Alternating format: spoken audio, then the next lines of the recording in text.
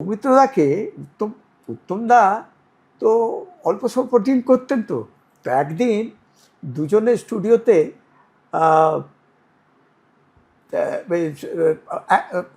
অভিনয়ের ব্যাপার ট্যাপার ছিল। থাকার পর সৌমিত্রদাকে বলেছিল যে পুলু আজকে তোমার সন্ধ্যাবেলায় কী কাজ আছে? বললো না দাদা সেরকম কিছু নেই। বললো আমার সঙ্গে যাবে। সেই যাবে বলে বললো পুলুদাই বলছে, মানে সৌমিত্রদাই বলছে যে উত্তমদা আমাকে নিয়ে বেন্টিং স্ট্রিটে গেলেন। গিয়ে একটা চাইনিজদের একটা বার মতো ছিল যেটা বাইরে থেকে বোঝা যেত না। তো সেইখানে আর উত্তম কুমার এমন একটা জায়গায় যাবেন যে কেউ তাকে চেনে না।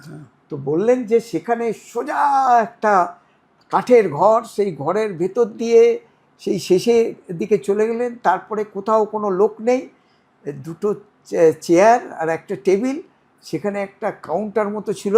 হাতটা ঢোকালেন, ঢুকিয়ে সেখান থেকে বেরিয়ে এলো হুইস্কি। এবার বেরিয়ে আসার পরে সেই তারা সেখানে খাওয়া টাওয়া সারলেন। সেরে অনেক রাত্রির হয়ে গেছে, প্রায় রাত্রি 2টো হয়ে গেছে।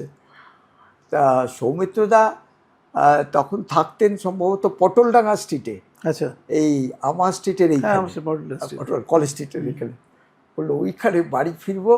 তা বাড়িতে ফিরেছে, তারপরে সেই জুতোর শব্দ যাতে না হয় সেই জুতো হাতে নিয়ে আস্তে আস্তে আস্তে আস্তে আস্তে করে তারপরে সেই বাড়িতে ঢুকেছিলেন। এই গল্পটা আমাকে নিজেই সৌমিত্রদা করেছিলেন।